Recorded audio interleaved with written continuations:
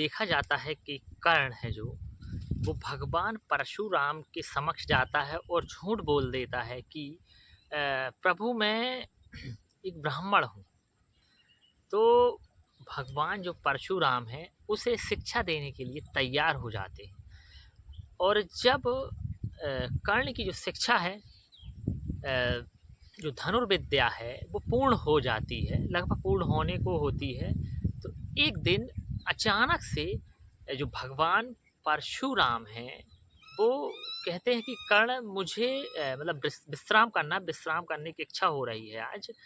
तो जो कर्ण है बोल देता कि ठीक है भगवान, ठीक है गुरुदेव, आप आइए, आप मेरी मतलब जो जंघा है उस पे सर रख कर आप सो जाइए। तो भगवान परशुराम हैं वो भी कहते हैं ठीक है, मैं सो जाता हूँ, कुछ देर के लिए विश्राम कर लेता हूँ। तो विश्राम जब वो करते हैं तो अचानक से कहीं से एक जो कीट है, एक कीड़ा है काटने वाला, वो आ जाता है और कर्ण की जंघा को लगातार वो काटने लगता है। अब देखिए यहाँ पर जो कीट है वो लगातार जंघा को काट रहा है, लेकिन जो कर्ण ने यह सोचकर अपने पैर अलग नहीं किए, वो उठा नहीं कि कहीं जो गुरुदेव हैं उनकी जो नींद है वो खराब ना हो जाए।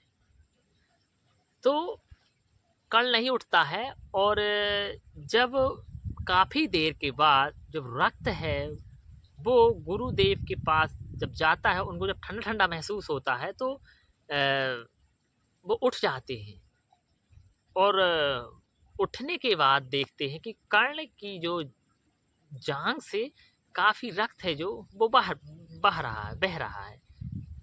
तो आखिर गुरुदेव ने भी सोचा कि इतना मतलब जो सहन शक्ति है वो किसी ब्राह्मण में तो हो नहीं सकती। तो गुरुदेव जो क्रोधित हो जाते हैं और क्रोधित होकर वहाँ देखिए पूछने लगते हैं कि कर्ण आखिर तुम हो कौन, तुम ब्राह्मण नहीं हो सकते, क्योंकि किसी ब्राह्मण के अंदर इतनी सहन शक्ति हो ही नहीं सकती। यदि इतनी सहन शक्ति किसी के पास हो सकती है तो वो केवल एक क्षत्रिय है और क्षत्रिय के अंदर वो एक सहन शक्ति हो सकती है। तो वहाँ पर जो भगवान परशुराम है क्रोधित हो जाते हैं और क्रोधित होकर कर्ण को श्राप देते हैं। कौन सा श्राप देते हैं?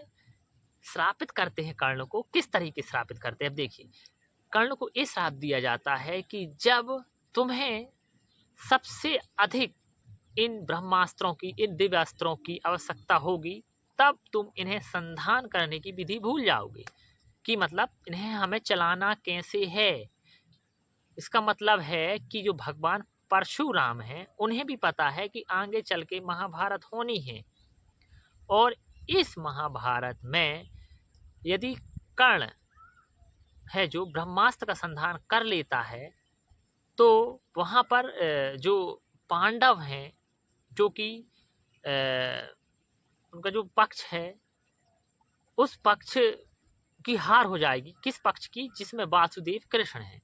अब यहाँ पर देखिए कि इस युग में, द्वापर में, देखिए जो नारायण के अवतार दो दो हैं।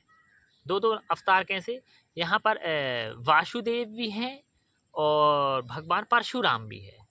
तो इन दोनों अवतारों को अच्छे से पता है कि महाभारत होनी है और कर्ण को श्रापित करना कितना जरूरी है। तो यहाँ पर कर्ण को श्रापित कर दिया जाता है सिर्फ इसलिए कि आगे चलकर जो धर्म की जीत होनी है वहाँ पर कोई समस्याएं ना आए।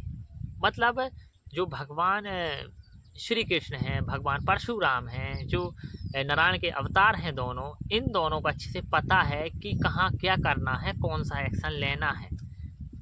कर्ण को वहाँ श्रापित किया जाता है। कर्ण को ये बात भी पता है कि जो भगवान परशुराम है कर्ण को विजय धनुष देने वाले हैं, तो कर्ण को एक बार और श्रापित किया जाता है, एक ब्राह्मण के द्वारा श्राप दिलाया जाता है। ये बात उन्हें अच्छे से पता थी कि कर्ण एक ऐसे पक्ष का साथ देगा, मतलब जो दुर्योधन है, जो वो पक्ष है जो पाप में पाप करता जा रहा है। लेकिन यदि कर्ण को श्रापित ना किया गया तो कहीं ना कहीं धर्म स्थापना में बहुत सारी समस्याएं आ सकती हैं। ये बात भगवान परशुराम को भी पता थी, और हमारे जो भगवान कृष्ण हैं उनको भी ये बात अच्छे से ज्ञात थी कि यदि ऐसा ना किया गया तो कहीं ना कहीं ये समस्याएं आ जाएंगी, और भगवान परशुराम कर्ण को श्रापित कर देते हैं, और श्रापित करने के बाद कर्ण को विजय धनुष दिया जाता है।